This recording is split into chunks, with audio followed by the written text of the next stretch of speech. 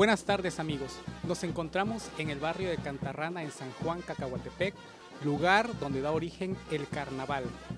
El carnaval es una celebración popular que se realiza días antes de la Cuaresma. Algunos historiadores dicen que tiene su origen en las fiestas paganas en honor a Baco, dios romano del caos, la fiesta y el vino. Sin embargo, otros historiadores sugieren que esta fiesta inicia hace más de 5000 años en el antiguo Egipto y en Sumeria. Los españoles trajeron esta celebración a México en la época de la colonia y en México tiene diversas manifestaciones. Hoy estamos aquí para hablar del carnaval en San Juan, Cacahuatepec y de la danza de las mascaritas, que es particularmente la que se baila en estos días de fiesta. Y para hablar de este tema nos acompaña hoy el profesor Adad Leal Núñez, director de la danza de las mascaritas de San Juan, Cacahuatepec, a quien le damos la más cordial bienvenida. Muchas gracias, maestro Avirán, por sus palabras muy atinadas. Y claro que sí, nosotros somos los que ponemos al frente esta danza cuando llega el momento del carnaval. Gracias, maestro. En primer lugar, díganos cuándo y cómo llega la danza de las mascaritas a nuestra población. Bien, la danza de las mascaritas llega aproximadamente en el año de 1945. Esto lo sé porque me lo dijeron señores que participaron por primera vez en esta danza. En ese tiempo, los señores o las personas de Cacahuatepec no tenían o no disfrutaban de un carnaval porque era una fiesta que para ellos era insignificante. Esta danza llega al pueblo, específicamente al barrio Cantarranas, en la época de los chitos. Los chitos era el lugar donde antes las personas mataban sus animales para la venta y el consumo humano. Pero este chito o este lugar lo tenían en el arroyo de la Pastora. Ahí es donde se congregaban todos estos, haga de cuenta que era como un rastro lo que conocemos actualmente nosotros, ¿no? Ahí llegaban personas de diferentes lugares a trabajar. Y en una ocasión llegaron dos personas que venían de Putla.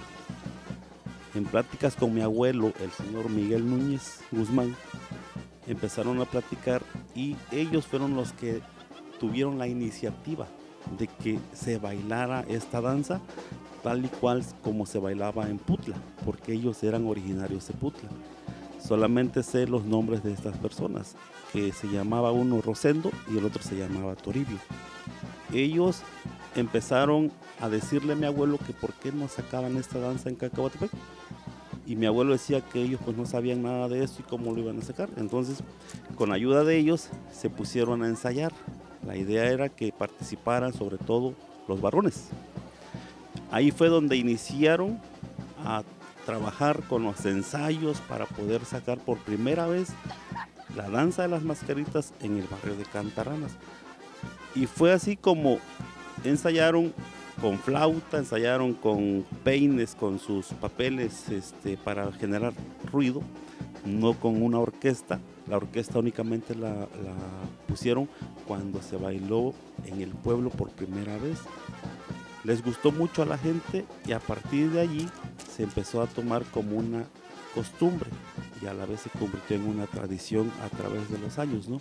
Y a partir de allí se empezó a trabajar o a jugar el agua, empezó a trabajar la puchina, los huevos con perfume, el huevo con confeti y es una danza o es una fiesta que les gustó a los cacahuatepenses. Desde ese entonces hasta la actualidad se sigue bailando. ¿Nos podría decir usted quiénes fueron los principales protagonistas? Y me refiero también a los primeros bailarines de la danza de aquella época. Yo conocí a algunos, no lo vi porque pues obviamente yo no existía. Sin embargo, mis padres, sobre todo mi mamá, mi abuelo, que era el señor Miguel Núñez, que él fue el que inició, digámoslo así, la danza en el pueblo, fueron los que a mí me contaron. Yo investigué también aparte de ello con quienes habían bailado ya alguna vez. Quienes iniciaron bailando fueron Miguel Núñez, fue don Palemón Guzmán, fue el señor don Cristóforo Pérez, fue el señor Filemón, le decíamos don Mon Merino, muy conocido también, era de los bailantes también don Chomo García, también mi tío Antonio Rojas Martínez, dentro de los más antiguos, los primeros que iniciaron con esta danza. Posteriormente se fueron agregando otros señores que también ya son grandes y que, por mencionar algunos, Fermín Añorbe fue un personaje emblemático porque él caracterizó mucho tiempo a la vieja. Lamberto Pérez Guzmán, que caracterizó al macho mula, y todos ellos son los que iniciaron propiamente la danza, ¿no? De esa manera. Sabemos que la danza está estructurada en diversas partes. Díganos usted cómo se estructura en general y cuánto tiempo dura la danza. Bien, la danza se estructura generalmente por 12 parejas. ¿Por qué?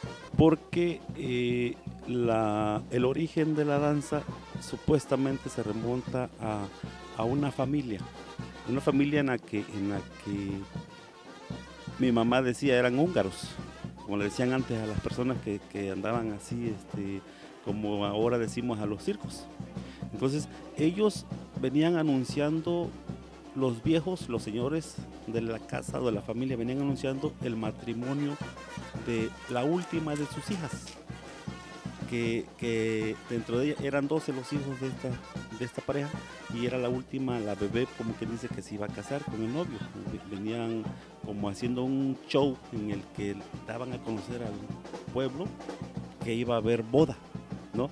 Entonces ellos dentro del show traían un tigre, traían un oso y traían un macho mula.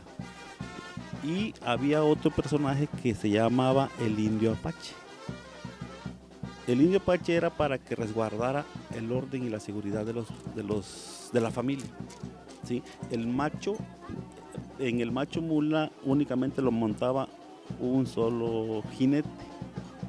Entonces, y los tigres eran como las mascotas, y cada uno tenía su propio show, por decirlo así. A eso le agregamos ahora que cada personaje tiene su propio son, que participa y baila en la danza. Entonces, todos ellos tenían un personaje, un son que tenían que ejecutar para divertir a la gente, o para que se hiciera la fiesta, ¿no? o la algarabía de la boda. A partir de ahí, pues lamentablemente los viejos, la vieja y el viejo, no se dieron cuenta o no sabían que la novia, la hija, dentro de todo el trayecto que venían, tenía amoríos con el jinete del macho mula, y ella tenía a su novio. Sin embargo, cuando ya se va a dar el casamiento, la novia obviamente no quería al novio, y es cuando se da el casamiento y la novia ve cerca que la van a casar, es cuando opta por huir con el macho mula, es cuando se la roba. Decimos nosotros, viene el robo. Bueno, el robo es eso precisamente, no es porque sea algo extraño, sino porque ellos ya sabían qué es lo que estaban tramando, ¿no? Y finalmente el viejo y la vieja, pues su molestia, se enojan y garrotean a la muchacha por ser tan canija, pues, y haberle jugado de esa manera, y al macho mula o al jinete igual lo justician y le pegan o garrotean, le hacen como ellos quieren, pero finalmente terminan cediendo y termina la boda con el macho mula o el jinete del macho mula. Qué bien, maestro, ya que nos habla de estos personajes, el oso, el tigre, vemos que también tienen algunas funciones. Por ejemplo, se observa que durante los sones el viejo da algunas indicaciones en qué consiste su trabajo, y el de otros personajes también. Bien, la danza obviamente es una burla que se hace a gente extranjera, y lo que se busca con la máscara es cubrir el rostro de las personas para no ser identificadas. Entonces, cuando las personas los identifican y los llaman por su nombre, la función del viejo o la vieja es castigar a las personas, porque está prohibido revelar la identidad del bailante. Ahora, entonces, esa es la función que los señores, la función de los señores que tenían los señores en el show que ellos hacían, o en la danza propiamente ahora, ¿no? Y cada uno tiene su propia función. El viejo, al dar las órdenes, está dando una indicación de cómo tienen que ejecutar el baile, los bailantes. Y la vieja lo que hace es tratar de mantener el orden dentro de los bailantes, para que los bailantes no anden saliéndose de la fila. Entonces el viejo da la orden y la vieja se encarga de que prácticamente se ejecute, porque el personaje que no lo ejecute pues merece un castigo, ¿no? Igual como el mismo, por ejemplo, el oso también tiene su propio son y tiene el personaje que le ayuda a ejecutarlo, es decir, le llamamos nosotros el catrín. El catrín del oso se enfoca principalmente a darle órdenes. ¿Por qué? Porque era un personaje muy obediente. Entonces, el oso, su función era obedecer todo lo que le hacían y le ponían la música para que bailara. Entonces, esa era su función. Y el tigre, pues, la función del tigre era tratar más bien como resguardar, pero era un personaje pues muy peligroso, ¿no? Entonces, pues lo que hacía el tigre era subirse a los árboles, andar como en otras, ¿cómo se le llama? En otra situación que no tenía que ver con el baile propiamente, ¿no? Pero al igual como el mismo show, él tenía que participar dentro de la misma danza, ¿no? Entonces, así es como tienen cada una de sus funciones. Lo mismo el macho mula. El macho mula era para que prácticamente todos eran más para resguardar el orden, ¿no? Y ahora en la danza es para que la gente no se involucre con los bailantes y no los moleste, pues, y la danza se ejecute de manera correcta. Muy bien, maestro. ¿Nos podría platicar usted cuánto tiempo conlleva la preparación de la danza y el costo económico también que tiene la misma? Bien, cuando inició la danza no había costos, porque la gente lo hacía a base de pura cooperación. Existían mayordomos. En la primera vez que surgió o salió la danza, se nombraron mayordomos. Y para que se ejecute, se tienen que hacer mínimo 3 ensayos previos, aproximadamente de un mes antes de que se ejecute. Se hacen los ensayos o se hacían más bien los ensayos y el mayordomo se tenía que nombrar en el último día de la danza. Pero los mayordomos que quedaban eran mayordomos de música y mayordomos de comida. Entonces, en un día, por ejemplo, comían en diferentes casas, porque había mayordomos de almuerzo, de comida y de cena. Entonces estamos hablando de que eran aproximadamente entre 10, 12 mayordomos para ejecutar la danza. Aparte eran los mayordomos de música. Y la ropa que usaban los bailantes era prestada. La gente me decía mi mamá que quien prestaba la ropa eran las personas más adineradas del pueblo. Y hablaba de doña Hermila, de don Efraín Guzmán. Hablaba de doña Chela Tapia, de doña Piedad, mentaban mucho a doña Piedad. ¿Por qué? Porque doña Piedad y doña Porfiria eran las señoras que terminando la danza se dedicaban a enjuagar toda la ropa para devolverla a sus dueños. Cosa que ahora prácticamente ya es diferente, porque ahora cada personaje se encarga de su propio traje y es muy distinto a cómo se trabaja ahora, pues, y era una danza que se ejecutaba, digamos, con menos costos. Ahorita la verdad sale un poquito caro. ¿Por qué? Porque ahora se nombran los mayordomos en el tercer día y el mayordomo prácticamente es un mayordomo por día y el gasto corre a cargo de uno solo. Ya no vamos a comer a diferentes casas, almorzamos, comemos y cenamos en la misma casa y esa misma casa o el mismo mayordomo paga la música de su propio día. Y así mismo con los ensayos, ahora cada ensayo lo cubre cada mayordomo y los ensayos se hacen ahora según como los mayordomos se acuerden. Anteriormente solamente era un lugar donde se hacían los ensayos y era enfrente de la casa de mi abuelo, el señor Miguel Núñez, abajo del árbol de mango, decíamos nosotros, porque decíamos ya va a ser el ensayo, vámonos al árbol de mango. Ahí era el ensayo que se hacía antes. Gracias, maestro. Ya que nos habla del vestuario, díganos cómo ha cambiado el vestuario en los inicios de las danzas y actualmente, o qué características tiene. Porque observamos, por ejemplo, en la danza de las mascaritas de otros lugares, un vestuario totalmente distinto al que se utiliza aquí en la población. Bueno, el vestuario anteriormente o en sus inicios se daba, como le dije ahorita, a través de ropa prestada. Ahorita y sobre todo en las mujeres, porque la idea era que la mujer use vestido. Ahora los chicos pues optan por sus minifaldas y eso, ¿no? Y eso ha venido como a deteriorar un poquito la formalidad del personaje. Y los varones se vestían con corbata y saco, traje elegante. Entonces,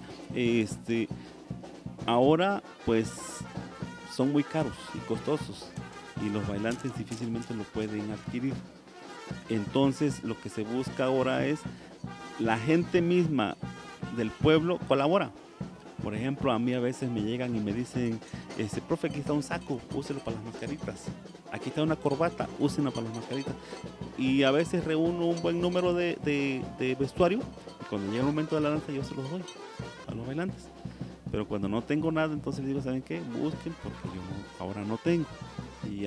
Y pues digamos que eso ha venido como a deteriorar el vestuario porque ya no es uniforme. La idea era que la mascarita fuera impecable porque pues por eso es mascarita, vas a ir elegante. Exacto, así es. Y todo ha ido como cambiando igual porque también los mayordomos que han fungido tienen diferentes ideas y no todos se apegan a lo que debe ser.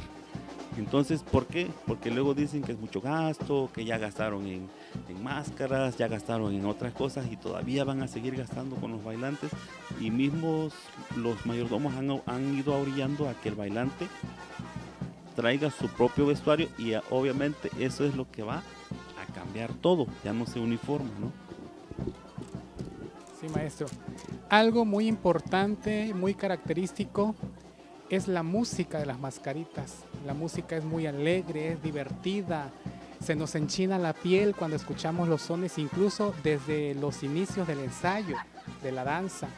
A lo lejos se escucha la tambora y todo el mundo dice, allá andan las mascaritas. ¿Cuáles son las particularidades de la danza, de la música de la danza de las mascaritas? ¿Qué instrumentos se utilizan actualmente? Bien, primeramente lo hacían con flauta en sus inicios, se fue modificando y un músico de los que yo sé que ha fungido toda la vida como participante de los sones es el señor Tomás Silva de la comunidad de Pie de la Cuesta. Ese es un señor que le conoce los sones del primero hasta el último. ¿Qué caracteriza al instrumento? Bueno, el instrumento que se usa es música de viento ahora. Música de viento sin alteraciones, sin sonidos extras, etcétera. Entonces, lo que ahora mucha gente ha optado por meterle a la música o a la orquesta es el bombo, no, ¿cómo se llama? La tuba. Y la tuba distorsiona por completo el son como debe ser.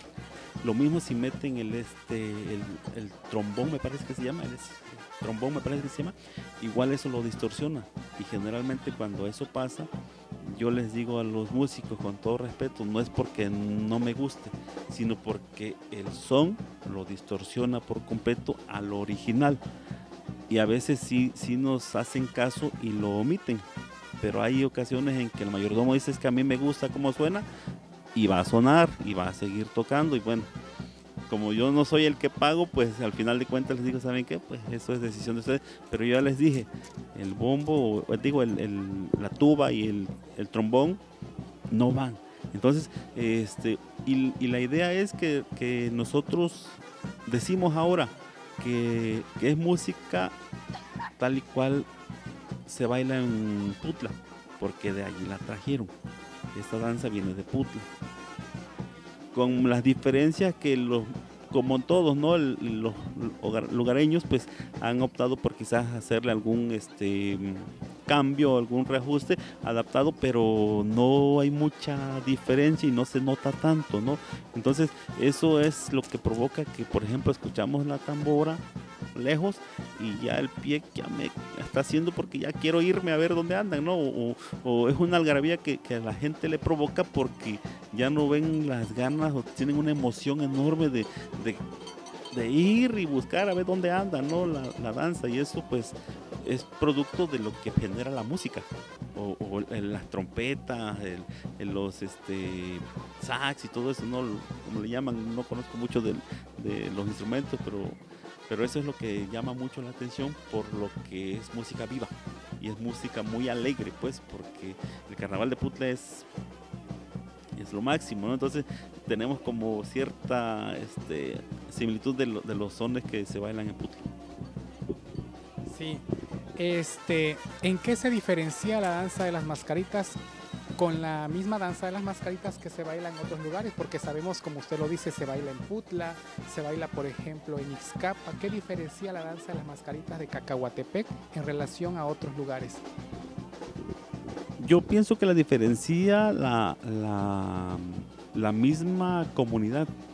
¿Por qué? Porque se opta por muchas veces no hacer exactamente lo mismo que está haciendo la otra comunidad. Y ahorita se ha generado como una especie como de competencia. Es decir, es que es igualito. No, es que nosotros tenemos un detalle que la hace diferente. Bien, pues más bien les decía que es dependiendo de la ¿cómo se le llama? Del ego de cada persona. ¿Por qué? Porque a mí no me parece lo que hace Ixcapa en comparación a lo que hace San Antonio. Y yo voy a defender lo que hace mi pueblo porque yo así lo conocí. Entonces, quizás ahí no podemos decir por qué es diferente Ixcapa, por qué es diferente Cacahuate. ¿Por qué? Porque son danzas que no datan de ahorita. Y eso que podemos, a ciencia cierta no puedo decir yo, esta es la diferencia entre uno y el otro por esto y esto. No porque lo desconozco. Pero sí lo que nos identifica es la parte de lo que a nosotros siempre nos ha gustado y siempre hemos visto, pues. Entonces, para diferenciarlo, obviamente lo primero que dice uno es de Ixcapa, no me gusta, es de Buenavista, no me gusta. Pero Buenavista dice, no, bueno, no hay carnaval como el de Buenavista. Y no hay carnaval como en mi pueblo, pues, porque pues yo voy a defender lo que se hace en mi pueblo.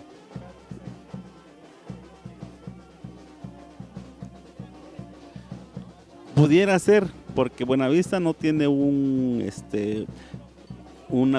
¿cómo se le llama? Una coreografía como tal. Nosotros sí.